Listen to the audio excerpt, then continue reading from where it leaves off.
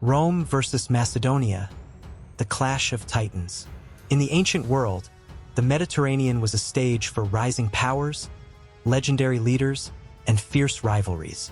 Among the many clashes that shaped history, none was more decisive than the conflict between Rome, the emerging powerhouse of the West, and Macedonia, the ancient kingdom that had once ruled the known world under Alexander the Great. This struggle between two titanic forces determined the fate of the Mediterranean and set the stage for Rome's dominance over the ancient world. Rome's meteoric rise. By the 3rd century BCE, Rome had evolved from a small city-state into a formidable republic. Its disciplined legions and strategic political system had allowed it to conquer Italy and defeat powerful foes, such as the Etruscans, Samnites, and Gauls.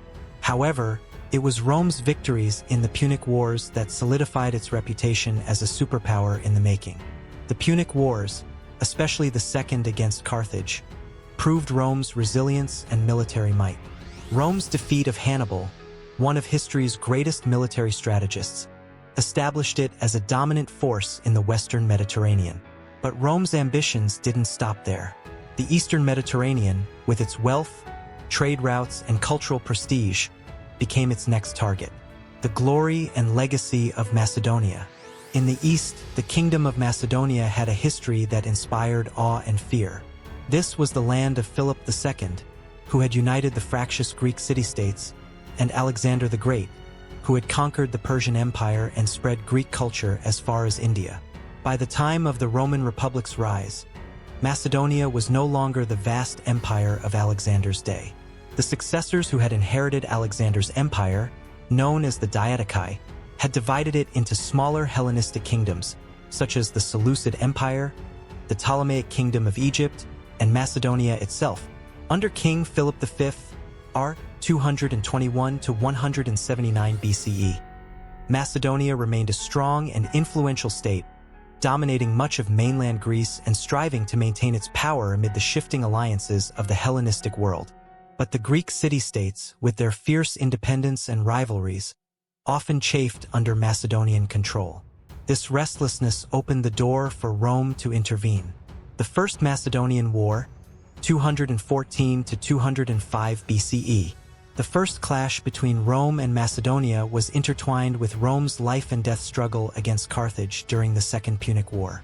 In 215 BCE, Philip V of Macedonia saw an opportunity to expand his influence while Rome was preoccupied with Hannibal. Philip allied with Carthage and launched raids against Roman allies in the Adriatic region. Despite Philip's ambitions, the First Macedonian War was inconclusive. Rome, unable to devote its full attention to the conflict, relied on alliances with Greek city-states like Pergamon and the Aetolian League to contain Philip's advances. The war ended in a stalemate with the Peace of Phoenix in 205 BCE. However, tensions between Rome and Macedonia continued to simmer.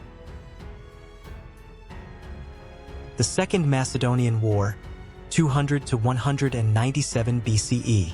After Rome's decisive victory over Carthage in the Second Punic War, it turned its attention eastward. Philip V, seeking to expand his territory, had alarmed key Greek city-states like Athens and Rhodes. These states appealed to Rome for help, presenting Philip's actions as a threat to Greek freedom. Rome, eager to assert its influence in the east, declared war on Macedonia in 200 BCE. The Roman general Titus Quinctius Flamininus led the campaign against Philip.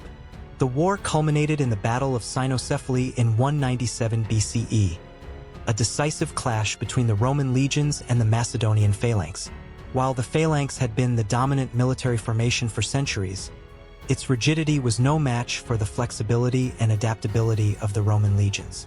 Flamininus' victory demonstrated the superiority of Rome's military system and secured its position as a major power in the Eastern Mediterranean.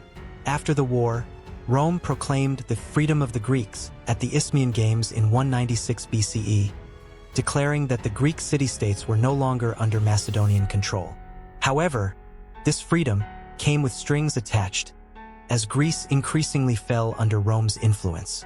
The Third Macedonian War, 171 to 168 BCE. Philip V's son, King Perseus, inherited the throne with dreams of restoring Macedonia's former glory. Perseus strengthened his army, sought alliances with other Hellenistic states, and resisted Roman influence in Greece. Rome, viewing Perseus as a threat to its dominance, declared war in 171 BCE. The war reached its climax at the Battle of Pydna in 168 BCE. Roman general Lucius Aemilius Paulus led the Roman legions to a crushing victory. The Macedonian phalanx, though fearsome in close combat, was outmaneuvered on uneven terrain, where the more flexible Roman soldiers exploited gaps in its formation. The defeat at Pydna marked the end of Macedonia as an independent kingdom. Rome divided Macedonia into 4 client republics and took Perseus as a prisoner to Rome, where he was paraded in a triumph, a public celebration of Rome's victory. The aftermath, Rome's eastern power. The fall of Macedonia was a turning point in history. Rome's triumph over the kingdom sent a clear message to the Hellenistic world. Rome was now the dominant power in the Mediterranean. Over the following decades, Rome absorbed Greece, Asia Minor, and other eastern territories into its expanding empire. Yet Rome's conquest of the East wasn't just about territory. The Romans were deeply influenced by Greek culture, adopting Greek art, philosophy, literature, and science. This blending of cultures, known as Greco-Roman culture, became the foundation of Western civilization. Legacy of the conflict. The wars between Rome and Macedonia were more than just military campaigns. They represented a shift in power that reshaped the ancient world. The decline of Hellenistic kingdoms. Macedonia's defeat signaled the end of the Hellenistic kingdoms as independent powers. Rome systematically absorbed these territories, extending its control across the Mediterranean. The rise of Rome as a superpower. Rome's victories over Macedonia and later the Seleucid Empire established it as the undisputed master of the Mediterranean world.